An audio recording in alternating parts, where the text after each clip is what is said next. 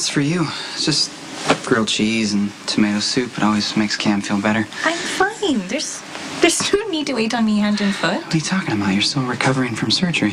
Oh, Dr. Hunter, he wouldn't have released me from the hospital if I needed round-the-clock care. I just don't want you to overdo it. Oh, if I take it any easier, I think I may slip into a coma out of sheer boredom. It's only so many hours one can spend on the couch watching mindless TV. Well, it's better on the couch than back at the hospital. Come on, sit. Eat. It's gonna get cold. Well, grab a spoon. There's enough for two.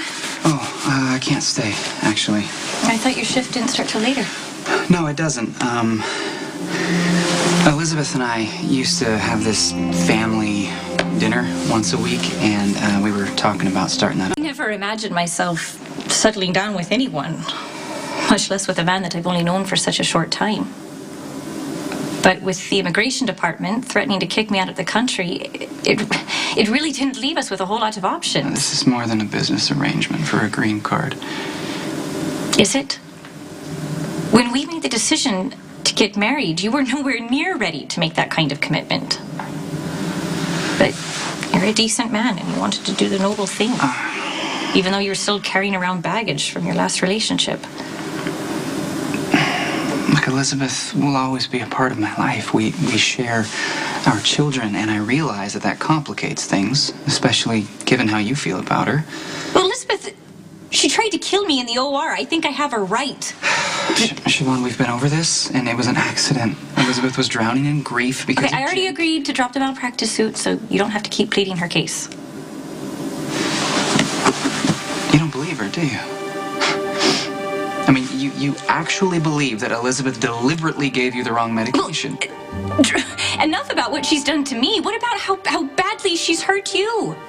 Sleeping with Nicholas, lying about Aiden, and yet she expects your unconditional support. She wants you riding to rescue her, and the thing is, you will. Not because you share children, because you like saving people, Lucky. Our marriage is proof. But you don't need me to play the damsel in distress, not when you've got Elizabeth willing to play the part. I have spent plenty of time telling me the reasons why you and Elizabeth didn't work as a couple, and how getting back together for the sake of your kids would be a bad idea. And I happen to agree. But if there's more between the two of you than just your boys, can you just tell me now so that we can stop playing house? Siobhan, listen, because I really don't want to be a burden, and I don't want to be an obstacle. No, I've never seen you as an obstacle.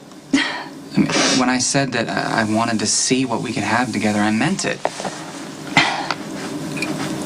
Well, that was before you knew that you and Elizabeth shared another child. The fact that Aiden is my son doesn't change how I feel about you. But it might change how you feel about his mother. How many different ways can I say this to you? We're not getting back together. Is it because you're worried that I'm going to refile the malpractice suit? What? No. What? Look, I understand why you're upset with Elizabeth, but you need to understand something. She is not an evil person. She doesn't have any ulterior motives here.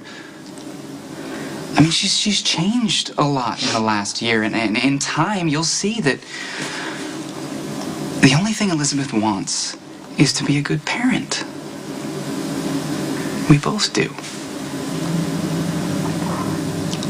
Like, are we okay? Of course. You should go have dinner with your sons. It wasn't an answer. The truth? I'm worried about you. For all the reasons that we discussed. You worried I'm gonna torch another building or something? Burning down another building, it isn't gonna make things easier. I know. Setting fire to the house was it was stupid. I thought I could free my dad from the past and keep myself from making the same mistakes, but in that moment, I was just like him. I was careless and self-destructive, And it's not an experience I care to repeat. Then don't. Go spend time with Cam and Aiden. It's the best gift that you can give them. Yeah. Listen, everything's gonna be okay. All right? Come here. Come here.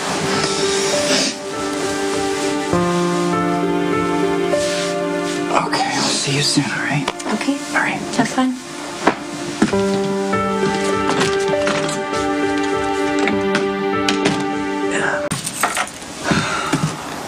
Hello? Mickey, Hey. Well, you're surprised to see me? I know I have the right night. I just didn't think you'd be able to make it. Yeah, well, family night sort of implies the whole family.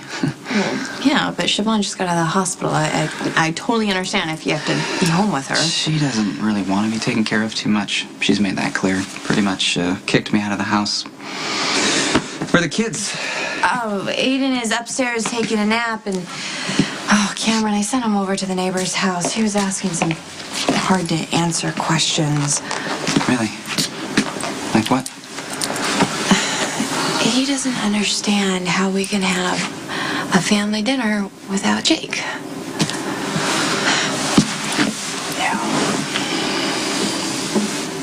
You okay? Yeah, I'm okay. I was able to get Cameron over to Williams before he had a breakdown. I was remembering earlier that time that I made a blueberry pie, and Jake got it all over himself to remember that. He thought it was hilarious. I really miss him. Me too.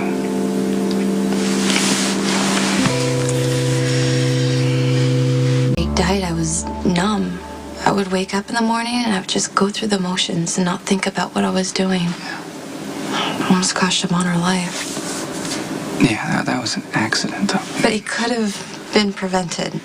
I should have just checked those stupid labels. It was your first time back in the OR. You didn't have time to prepare. You don't have to make excuses. I take complete responsibility for what happened. But you know, that mistake, it opened my eyes to how I was coping or not coping with Jake's death. I can't just be going through the motions. It's not fair to Cameron and Aiden. Elizabeth, you're doing an amazing job. I'm floored at how you take care of the kids. And Cam and Aiden, they both know how much you love them.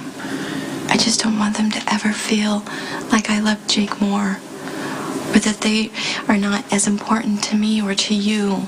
Oh, you don't have to worry about that, because the boys are always going to come first for me. I couldn't ask for a better father. Let's hope Aiden inherits enough of the Weber DNA to offset the Spencer genes. 'Cause alcoholism, addiction, all that, it's a lot. Have you heard from your dad? No, and I don't expect to. You know, I wish that Lulu would give up the search and just accept that Dad doesn't want to have anything to do with our lives anymore. Have you accepted it? I don't have choice. I'm just grateful that I get to be a part of Aiden's life, and I want to do everything I can to be a good father, not let history repeat itself. Okay, Cameron, it's time to teach you a tradition. What? Like what? Well, it's just something that you do with family or friends to make a special day. Our friend Emily taught us this. It's called a brownie toast. You're gonna take a brownie, and before you take a bite, you're gonna make a wish. But not for yourself, though. Yeah, because that's important. Like for who? Well, you can make it for your baby brother. You wanna try it? Yeah. Okay. I wish he was bigger so we could ride bikes together. Well, that's a good wish. Just give him time, he'll grow. And Mommy, what about you? Well, I wish that my little boy is gonna have a happy and healthy long life, huh? Because I love you so much. What about you, Daddy? Well, I wish that you would stay this innocent forever, and that you would never have to experience any pain or disappointment, but I know that that's not really possible, is it? So I wish that you would take everything that comes in stride and remember how important family is, and most importantly, how much you're loved. It's a good wish. Okay, are you ready? Ready to grab your brownie? 1, 2, 3. Get it! Grab it! Take a bite. Look at that. Oh, I'll go that. Hi, Siobhan. Hi. I'm so glad you could make it. Appreciate the invitation. I hope I'm not too late. No, we were just digging into some brownies. Come in.